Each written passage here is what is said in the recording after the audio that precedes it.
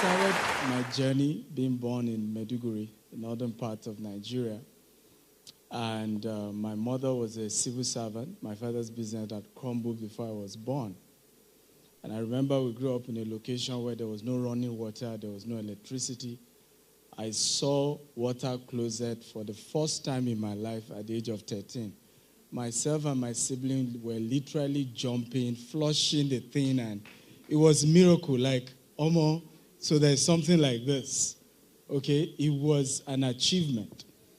However, as a teenager, as I want to resume school, my mom would take us to our neighbor. Your son is going to school. Can you borrow me money? I want to buy gari for him. I don't know if I attended boarding house. Who remembers all the provision you need to get? And they will look down, up and down at my mom and myself. Some will agree to loan us, some will not. I remember we'll leave and I'll be so angry with my mom. Like, you just embarrassed me right now. Why are we going to be going to beg money? This and this. But at some point I said, enough of just analyzing the crossroads. And I think that's what we do a lot. How many of you agree with me? Right?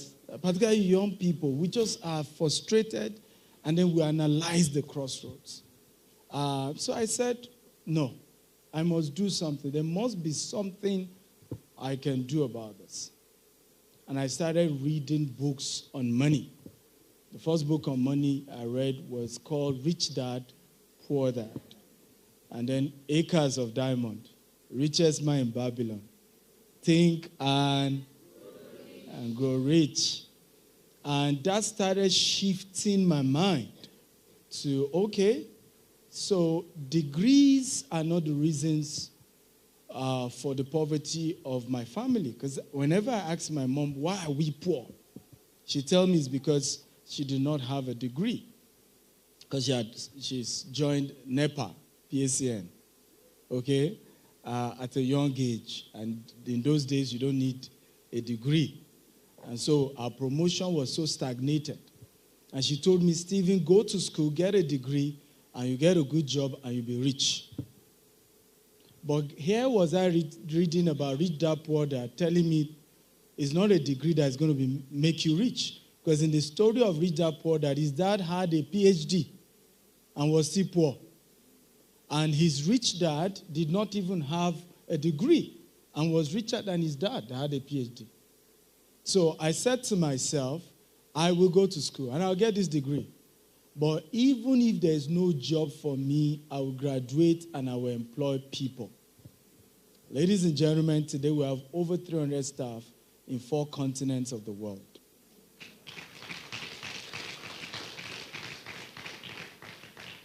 However, don't let that fool you. I live now in Burj Khalifa in Dubai. In Nigeria, my wife lives in Banana Island. I have really achieved a lot of some of the dreams that I wanted to. Today we have over 20 estates. By the year 2035, we want to have 200 estates that will have green and smart homes in those estates. That's the dream, that's the vision. I'm at a crossroad. Again, you'll be shocked. I'm trying to change the narrative of Nigeria, but the system frustrates me. The day I moved to Burj Khalifa, after some days, some Nigerians came to visit me, and I got a letter that they are going to take me to court over the fact that I'm, commercializing. And a few days before that time, some Nigerians with cutlass, started macheting themselves in the same Dubai. I remember a page letter stating who I am. And that the fact that I live in Burj Khalifa, I'm not a nuisance. I must have worked hard to be able to afford to live here. But those are the types of crossroads we face just because you're black, just because you're Nigerian. We just concluded a 54-acre property in Dallas, Texas. It's difficult to even get financing. We have to do it cash. Again, because I'm Nigerian. And so, at this phase of my life, I'm saying to myself, enough of just being comfortable with the fact that you can pay your bills. A revolution has to come. And the elite have to champion it.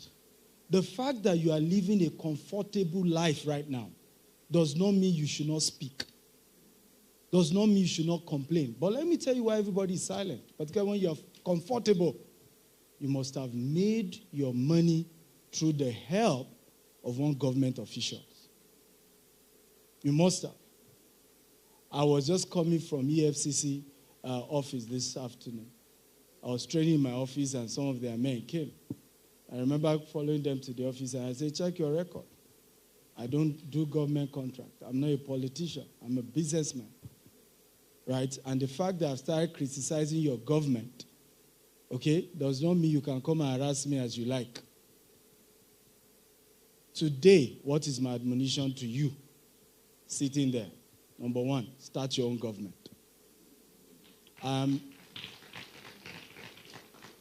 I'm able to criticize Nigerian government today because I do not need a single politician to feed my family, to live my life. I don't need government contract. In fact, they are not my clients. In fact, 90% of my clients are not even in Nigeria. So it's difficult to even use one of them to come and harass me. You have to build your own government. And if you're going to do that, you have to have mental toughness. And if you have mental toughness, you have to invest in learning about financial intelligence.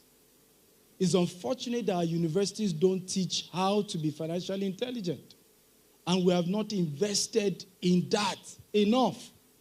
And when we tell you that you should come for a seminar or read a book on how to build wealth, you say, no, it's motivation. Right? Now, the question is it demotivation you need? You need motivation.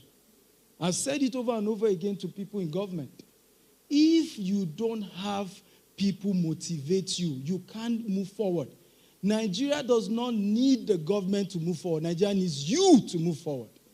You and I have what it takes to change this nation. You and I have the brain, the intelligence to be able to do good roads.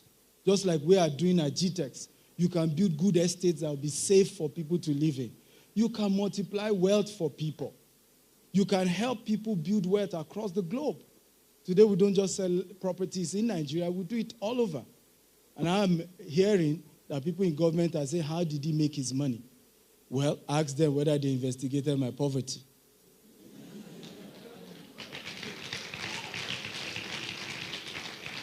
They didn't. And if they want to know how to make Nigeria rich, they should come and ask me. Because it's you and I's fault that we have elected people who have not built business in one day. They have not turned 1 naira to 1,000 naira for themselves. And you think they will do it for your nation. It won't happen. If this country will move beyond the crossroad that we face today, you and I have to be wealthy. Because 2 poor people can't help themselves. And until you build your knowledge in how does money work, what is finance, even from your own personal life, how do I offer service in exchange for cash? Number 2, because my time is up, you must learn to sell something. Every wealthy man that has done it legitimately sells something. You can ask your neighbor, what are you selling? Ask somebody, what are you selling? Timmy Dakolo was invited here because he's selling something. He's selling something. He's selling music, and you love the music, don't you? I'm here because I've been selling real estate across the globe.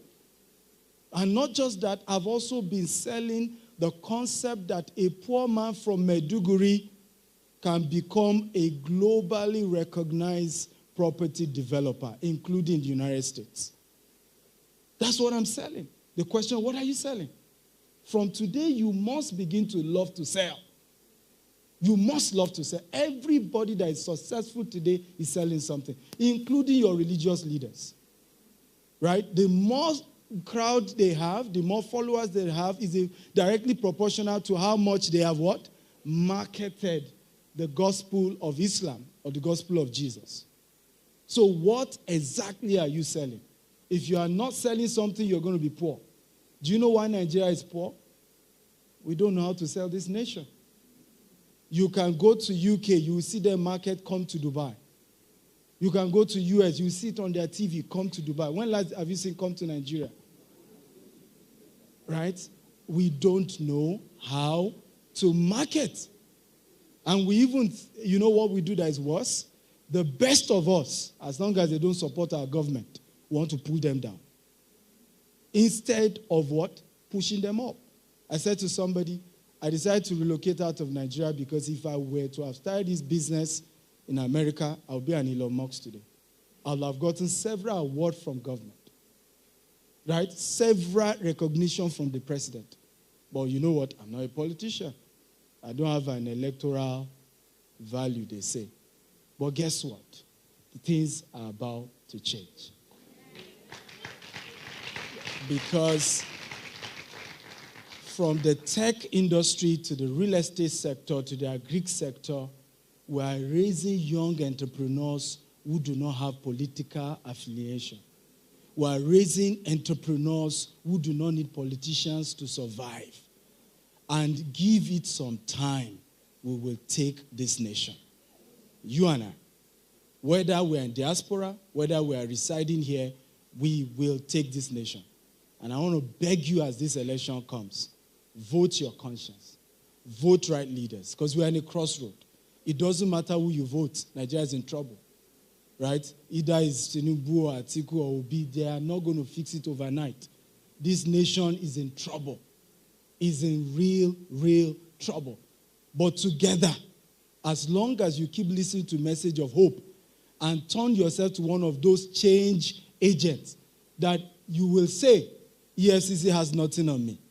Police has nothing on me. Politicians what?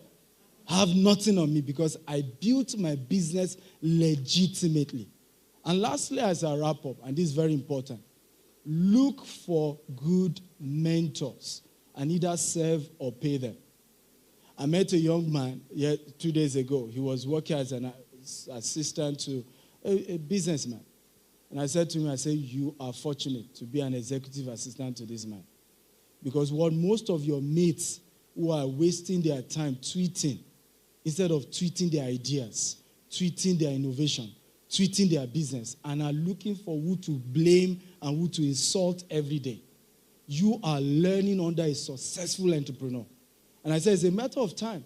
You even do better. You build bigger business than your boss.